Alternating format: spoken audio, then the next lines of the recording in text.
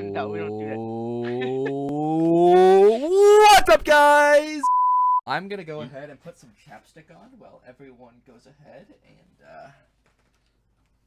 collects their thoughts. I'm gonna go ahead and apply some chapstick. There's spit in my beard. Where did I spit?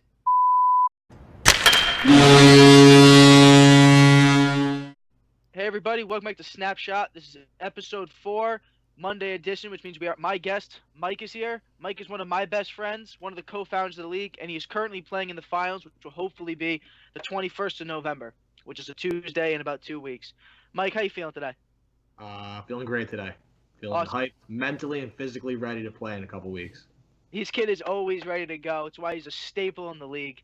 And when I say staple in the league, I mean that. Mike has been around since the inception of the league. I'm talking all the way back on wood floors and small nets held up with little metal pipes. I guess I'm getting into the introduction, Mike. Let me just introduce you to the people who don't know you. So, as I said, he's best friend. He's been around forever. Mike was part of every season we've ever done, including the unofficial preseason, if you will, which was the original 4. Season 1, he was my teammate, where Mike played forward and I played goalie. Incredibly different times. But we actually took home the Gugas Cup that year as the Vancouver Canucks with probably one of the best goal horns that anyone here has ever heard. Bang, bang, bang, bang! Vamonos, vamonos! Maybe I think I went too fast there, but anyway, Mike, in Season 3, we had a draft and we were reallocating teams. Mike was the #1 overall pick ahead of myself and other star forward Vinny and my brother, Mikey. And then if you go through, Mike did not have the best Season 3, we'll say. I mean, he was partnered with unarguably probably the worst GKHA player ever. Who we'll get to. We will get to in another episode. Anyway, though, Mike has actually been in 4 straight finals appearances since missing the playoffs in Season 3. And I believe if you win this finals, you'll be the all-time leader in finals wins with 3. And the all-time leader in finals appearances at 5, which you already are. So congratulations on that. Thank you, I appreciate it. Couldn't, you know what, Chris? I'll be honest, couldn't have done it without you that Season 1. Season 1, there were some games there that were true chemistry. I mean, this is probably one of the best teams the league's ever seen, I'd have to say. You know, that makes me think, speaking of that, that actually works right into our first segment we wanted to talk about today. Now, we were discussing beforehand, and we had this idea a couple of actually like hours before the show. We weren't planning on doing this topic. But we were thinking about, in today's league, Season 7, now there were some really good teams. This was a really competitive league this year.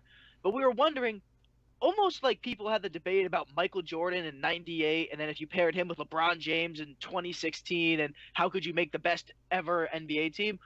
We were thinking, what would be your best ever GKHA pairing? What, like, era of player from another at forward, and then another era of player at goalie? How could you make the so-called perfect team, the unbeatable team? A team that really no one stood a chance against, no matter what other players you combine with them. And I know that question maybe seems a little confusing, but I think it'll make more sense as we go on. But, Mike, you're the guest. After kind of that brief introduction, though, do you have any opinions on the first question? Yeah, so I have 2 different takes on it. One is purely statistical. Okay. If you're looking at just stats, you have to say Austin's going to be the forward from his introductory season in the postseason. So Austin's Season 4.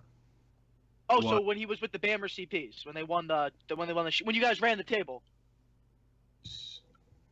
Or his Season 3 playoff season, just how unstoppable he was. Mm-hmm. And then purely off statistics, Tom Bishop from this past season. That is true. But obviously stats aren't everything. I think if you include chemistry in the way that people play, the best possible team would be Austin from that season. Are we talking about Season 3 or Season 4? Season 3 when he was in the postseason. Okay, so Season 3. He pretty much only played out the of postseason. nowhere, owned the league. Yeah, won the ship with G Squad. Collin has to be probably one of your proudest moments as a coach. Oh, yeah. And following up, I have to say the best goalie to go with him would be Collin from that same season. Wait. Season 3? Season 3? 4. I think Collin on the small nets. Season 5. Yeah, Collin Season on the 5. small I didn't net play goalie in Season 3 or 4. the wall that Trump is going to build to keep out the Mexicans. Yes, season Yep. 5, That season 5. season, Collin was unstoppable, and if you include how unstoppable Austin was, not only scoring but also just bodying people around, Yeah, because he came in I big. think that team is almost unstoppable.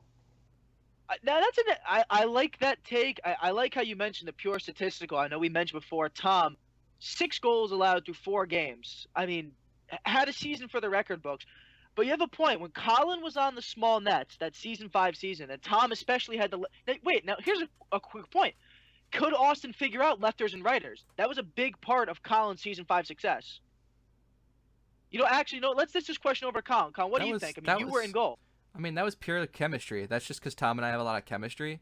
So I don't know. I feel like it's not that hard of a concept to understand.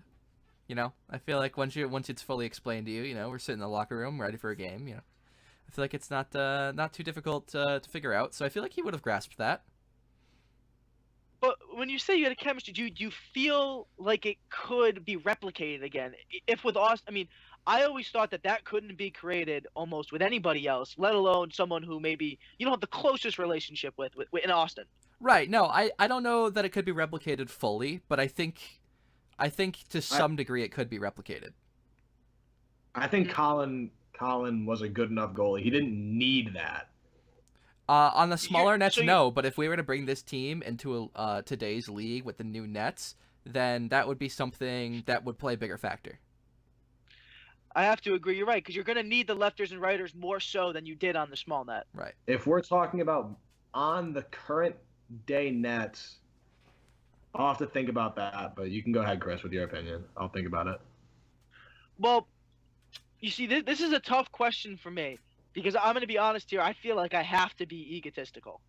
That is just my personal opinion, and so maybe to my own detriment here, I'm going to have to say, honestly, my perfect team I'd have to first of all go with Tom Bishop this season for my goalie.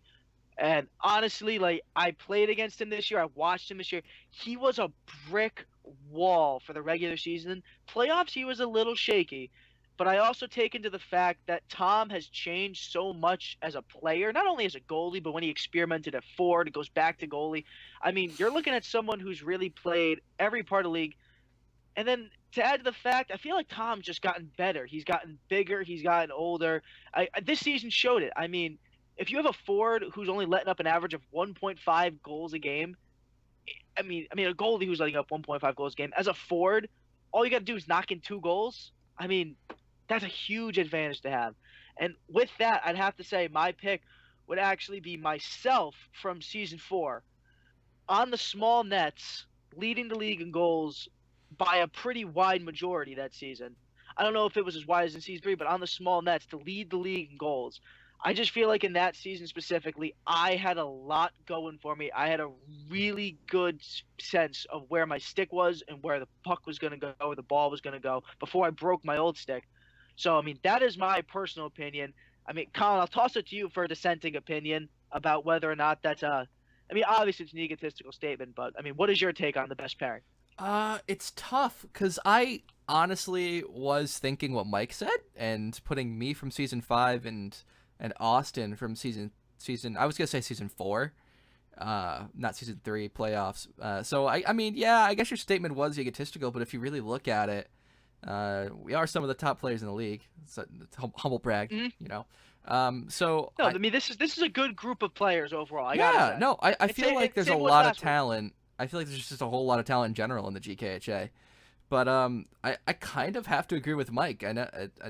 I was thinking that when this question was brought up and when we started thinking about it, that's just kind of the pairing that formed into my head and made sense. But I could also say that with the season Tommy's had this year so far, are we allowed to do that? Are we allowed to use season 7? Yeah, I did. Then I could say that maybe you could even replace me with Tom. I mean, on the big nets, Tom did have a better save percentage and overall less goals allowed than you did. Yeah. So I think my initial thought was definitely to put me in net, but when I think about it a little bit more, if we're talking about this hypothetical season being played on the bigger nets, then I definitely put Tom there instead. You know what? I'm going to throw a total curveball out there. Mm-hmm. All right, let's hear it. What team was Sal on in season 7. Sal wasn't on a team in season 7. But the one series he played, he was fucking lights out in net. I mean, could you say Sal from season 7 is the best goalie ever? Could you say that? It's an interesting opinion because I think that's just we only played your team twice. You have to remember.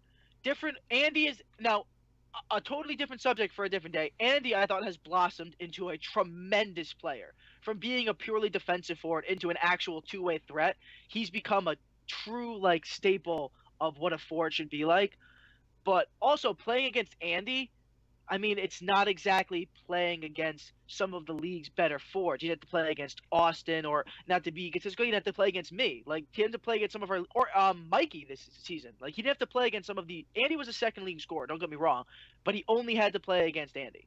So I feel like you can't paint that brush with a wide breadth as you could with Collin or with Tommy, because they've played so many different forwards and goalies. And you have to say he dropped one of the games he played too, and it's almost like.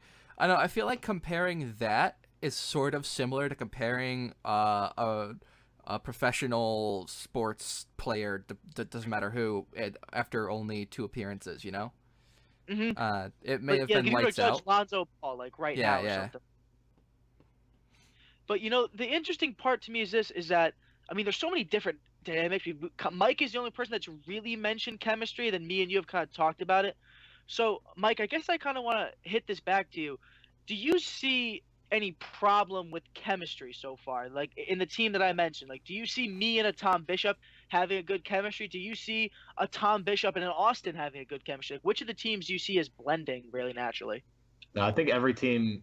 I think Tom and Austin wouldn't go as well together, just because Tom has different mentality in the game, I guess. But I feel like Collin likes Austin a lot. They'd be fine. I'm not saying Tom and Austin wouldn't be a great team. Mm-hmm. Just I don't think they would mesh quite as well together. I think it would take longer for them to mesh. What do you mean by that, Kyle? I think they could mesh because they're both really good players. So I think they could figure out a way, but I think it would take a few games. I don't think it's gonna click immediately or click within 1 game or 2 games. So okay. I think that they could build that chemistry over a season. It just depends on that team, on how long it takes that team to build that chemistry. Now it's an interesting point because to me, I'm almost now reevaluating my decision, because I feel like I could play with Tom and we would have a lot of chemistry, but also I usually like to have a goalie who I'm in charge of, and Tom is his own independent personality. So I feel like it'd be a clash of styles. Tom really runs his teams. I like to run my teams. So I almost feel like maybe it'd be better in this kind of – I see Tom – now I'm seeing Tom and Austin in a chemistry standpoint, because Tom is kind of in control of that team. And if he has Austin clicking on all cylinders, I mean, Tom's a coach. Tom knows how to motivate. That could be a really good – chemistry, and that team I could see actually being very, very good. But as always, I mean, there's so many good pairings out there. I guess I feel like we've kind of established a core group of players. I want to just, Mike, you started this question. Have you changed your opinion at all, or do you want to stay with what you stated? No, I definitely think that Austin and that Collin. Definitely the top. Yeah. Colin, what about you? I'm gonna stick with what I said too. I'm gonna stick with Austin and Tom. Now let me just ask a personal question. This is a little off the head. So do you think personally, this is a separate question, who's a better forward? Me as of right now, or Austin and Gara as of right now? Through all the cumulative stats that we've compiled since season 3, let's say, since the modern era. When you say just your general opinion, now, do you mean who's better today, or who's had a better since season 3 who's had a better career? Well, you guys are both goalies. Who would you rather take as your forward? Well, we're speaking about it. I'm just gonna say this now because I think I know where you're going. We were a teammate in season 2 technically, so I just ruled us out immediately. That's why I'm going with Austin. Otherwise, I would probably pick you. Oh, okay. Mike, what about you? I'm assuming that's where you're trying to get to with this. I was more trying to get to. I thought you were gonna go for the fact that it's more of a specific era of Austin. This was Austin at a very specific time.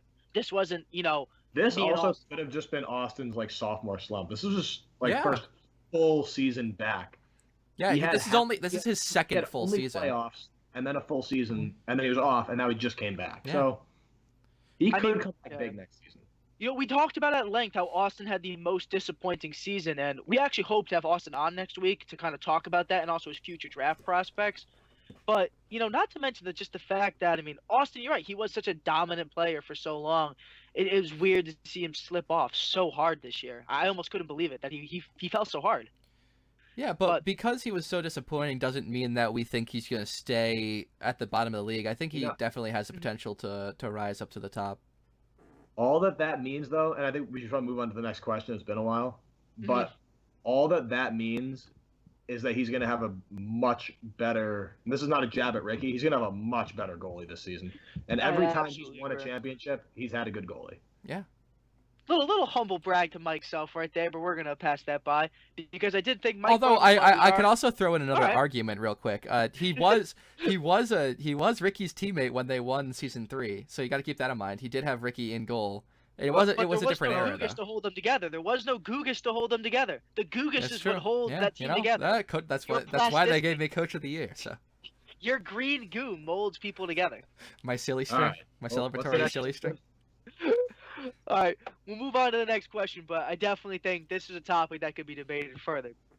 Anyway, though, as we're running, that question took up a substantial amount of time, but the next question is really not so much a question as it is a reflection, in that this season, season 7, is I almost feel without fail our most successful season as an association. You had some of the most competitive teams, some of the best playoffs we've ever seen, and not to mention the fact is that the group of guys that we have are arguably the most committed and most dedicated that we've probably seen since we did the original 8 in season 1. And me personally as a commissioner, I've been blown away by the level of dedication, and I guess I kind of want to, see what you guys think. What is your opinion of how season 7 went? And we'll just kind of go around the table. Mike, we'll start with you again. Obviously it went amazing. I still think that the old basement would have made this already amazing season a million times better. R.I.P. old basement. But with that being said, this is the best season we've had on the new basement. I don't think we'll ever get back to what we had before the basement flooded, simply because we were all sophomores in high school. Yes. And that was all we cared about. We would come home from school. We'd walk to your house after school, go straight down. Wait for your mom to get home. Yes. Then get down and just have a phenomenal time down there all day, all night. The jack off hour. Some people were so excited that they would dress up for school in school. They would dress up nice for school. Yeah. Me and Andy would dress up for school. Yeah. The build up too, I always remembered it would always be on like a Friday, and it would just be agonizing. Monday, Tuesday, Wednesday, Thursday. You get to school on Friday, and it was like you had a game. The worst playoff. part was, it was awesome. Back then we had the regular season so long it would never be on the same day. And the best part about it is, oh my God, the rumors and the kind of shit talking that would go on. You're right. It's all in one day. It's all kind of condensed. But when you split halfway through a season, and then you have to play the other half, is that there's this whole gap in between where teams are just shit talking between each other. That was the best part. Was in school. You'd get messages. People would tap you, say shit. It was good. The other cool thing with season 3, which is where I would argue, season 3 is probably one of my favorite seasons. Not because I won, but just because of the peak that we reached with excitement, with involvement. I remember even as a coach going into school and having discussions with other coaches at lunch, potential deals that we could do before the trade deadline, things like that. Everyone was just so into it, and then other kids were like, "Oh, what are you guys talking about?" and getting into it too, and starting to follow it a little bit and start asking questions every time. I'll always remember kids always ask me can I join? How do I join? How do I sign up? Alec was like that for a long time, where he was like, Alec was approved. Alec was approved. But Alex did go through a rigorous program. Yeah. Alec, if you are watching this, let us know that. You made it through the system. There was a lot of bureaucracy that tried to keep you down, and you made it. Always remember that. Mike, let me just get back to the original question by saying this. Yes, season 7 has been a phenomenal year. It's not the best season ever, but it is the best of a bad situation with the basement. It is the best season we have had, and probably the best season we possibly could have had. Because if you remember before the season, me and Chris sat down and went through every single person's pros and cons and decided what the best possible teams were. And we saw it. These teams were so competitive. You could see it now. I mean, when you look, you had the Waz at 4-0, us at 3-1, you at 2-2, Austin's team at 1-3, Collin's team at 0-2-2. I mean, you literally went right down the pecking order. We lost our way into the playoffs, and we still made it into the playoffs. We didn't win a single game in the regular season, and we still made it to the playoffs. That's how competitive this season was. Right. And the thing that I remember too about it, it was just there was this feeling of almost like anybody could still beat anybody. Like the teams weren't like Tommy and Mikey's team isn't clearly the best. Like they've had the best season, but I mean, you guys were close to beating them. Collin's team did beat them for a game and scared them in the playoffs big time. Oh yeah, they were nervous. I mean, we'll talk about Eric's performance another day. I mean, that was something to be talked about on its own. But on another day, any of those games, any game that was played in the regular season could have gone the other way. I mean, you think about when it was back in the day. I mean, I remember even like last season, like you knew the 1 seed was going to beat the 4 seed. I mean, this year I really thought Collin's team could easily I wouldn't be surprised if the 4 seed was in the finals right now. I wouldn't be surprised. But anyway, I mean, Mike said it best. I mean, the teams were bred for competitiveness.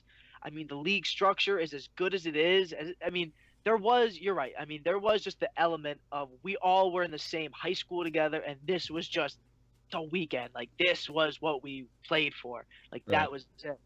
Collin, do you have any parting thoughts about Season 7? I definitely agree with everything that was said. I agree with Mike a lot that this is the best of a bad situation, but as far as looking at the competitive point of this season, I think this was a really, really competitive season and probably the most exciting season from that standpoint. Right. And you know what else? I want to say this. When you say best of a bad situation, I thought, it makes it sound worse than it actually is. But you know what? Honestly, like the people are still there. The infrastructure is still good. The only thing that's changed is the basement's a little different. Yeah, the nets aren't the same. But honestly, I have to say, from a player standpoint, this has been my favorite season. Like, I just loved everything about this league. And now on the outside looking into the finals, I'm so excited to get there and play this game. And I got to say, this has been one of my favorite things to do since I was a freshman in high school. And now as a sophomore in college, I am looking at the same thing that we've grown. And I've just been like, you know what? We've consistently taken dips and bounced back even better. And I think that's the brilliance of this league, and especially the players. I mean, we have taken something that was just kind of an idea, and it has gone through hell. And where we are today, I don't think it is the best of a bad situation. I just think it's a good situation. That's my parting thoughts on Season 7. All right. I'm going to ask my final question now. All right. Fire away. All right. So I know we don't have a lot of time, but my question, I think, and this is the first time they're hearing it, so this is off the top of their heads. What is the favorite moment you've ever witnessed from the stairs? A moment you were not involved in that you think was the most exciting GKHA moment? Ooh, Collin, you go first, man. Ooh, I don't know. Want me to Mike, take this one? how about Mike? Do you want to share yours with us so while we have time to think a little bit? Yeah, sure. I was kind of tossed up between Collin's team beating Chris's team in the finals because that was so insane to watch. Or I was trying to think of like the best goal. I'm sorry. I'm not trying to be a dick or anything, but which season? Season 3 or Season 5? Oh wait, no. Season 5 was with you. I'm sorry. Yeah, Season 3. Old basement. Okay. Yeah. Yeah. I was trying to think of like, or maybe like a great goal or something that would like, send it to overtime or something like that. But really, just watching that team come back and win that series against the heavy favorite. Yeah. That was personally my favorite moment. I sat on the stairs and just watched. Collin, do you have one? A close second. Okay, fire away. Kind of involved in was when I rushed off the stairs and tackled Collin to the ground. Oh, the bench clearing brawl. If I can find footage of that, I'll put it above. Oh man, dude, that was great. That was intense. Collin, do you have a moment or no? Oh boy, the one that stands out to me the most, and I think it's because I don't have a lot of time to reflect on it, but it's very recent, was the final game of your playoffs, the last few seconds when. Oh my God! With Mike's little blunder there. That was really exciting. Just it really raised the tension and the stakes of that game even more. Because then it was very unpredictable. You didn't know if Mike could bounce back from that. You didn't know what was going to happen there. So I think that was like a huge moment. And that's the one that sticks out to me the most. You know, and for those of you who, I was trying to say this before, but for those of you who don't know what we're talking about, if you actually go to the official GKHA Instagram, which the link will be in the description, you can actually look at that clip. It's someone's body gets in front of it, but you can see the reaction that I have and that Sal has and Mike has, and then eventually the eventual outcome of that game. I mean, that was one of the crazy things, and the fact that we caught on film was amazing. But yeah, props to Devin over there with the Instagram. Props to our Instagram owner, Devin. She does a fantastic job. But I have to say, I think Mike wanted to draw this out of me, and I will come to it. It is, I mean, I'm not saying this to be conceited again. I've had a lot of bad moments and funny moments and good moments and bad moments from on the rink, like when I flipped off everybody on the stairs, or when I won the finals with Fowler, or when I had the whole shirt thing, or when my stick broke. I could go on. But my favorite moment I've ever got to witness from the stairs was probably the 2-second goal with you and Tommy when they the only time I can remember pulling the goalie actually worked is Tommy, who was on last week, went behind the net. Oh no, Mike was behind the net, right? Mm-hmm. Mike was behind the net, season 2, which got scrapped. Wait, no, season 2? Was it season 2? Yep. Season 2. Mike comes behind the net, passes it on the right corner to a streaking Tommy, gets it at like a little over midline, and just whacks it in with under 2 seconds left. Do you remember what the time was left? It was 1.8. So I only remember because Andy, we didn't even have a Jumbotron. Andy held up the iPad. Yeah, Andy held it. Was 1.8 seconds left. They tied it up, and then was that tied up and went into overtime, right? Yeah, then we won. I remember watching that, and I was like, oh my God, like that felt like watching my favorite team score, and like it was such a moment of like exhilaration. Like that to me was one of the best moments. And you're right, Andy holding up the iPad was just priceless. Oh man, that was a good question. I like that. I actually really liked that question. Yeah, I wish we had footage of these. I'm hopefully when we go into the finals and then season 8, we can start recording more so we can start putting that up on the channel. But Mike, I gotta say, you've been a tremendous guest. It is always the best talking knee hockey with you. Collin, I have to say, some good insight today. I've been rather impressed with your insight today, Collin. Oh, am I getting a job evaluation after every one of these episodes now? Jesus. We're gonna see if you're gonna get fired and replaced next week. But hey, man, I'm producing this show. You can't do this without me. Mike, once again, honestly, you were a great guest. You're the best, one of my best friends, and honestly, just thank you for coming on here. I know you you originally had our first YouTube channel that we never got to upload much on, so it means a lot that you're on this one today. All right, thank you. Thanks for coming on, bud. Guys. Oh, buddy. All right, well, thank you guys for watching episode number 4 of Snapshot here. If you want to check out any of the GKHA's official social media websites, Snapchat, Twitter, and Instagram, they are all in the description below. Want to check out Mike, his link is also in the description below. Thank you for watching. I hope you enjoyed this episode.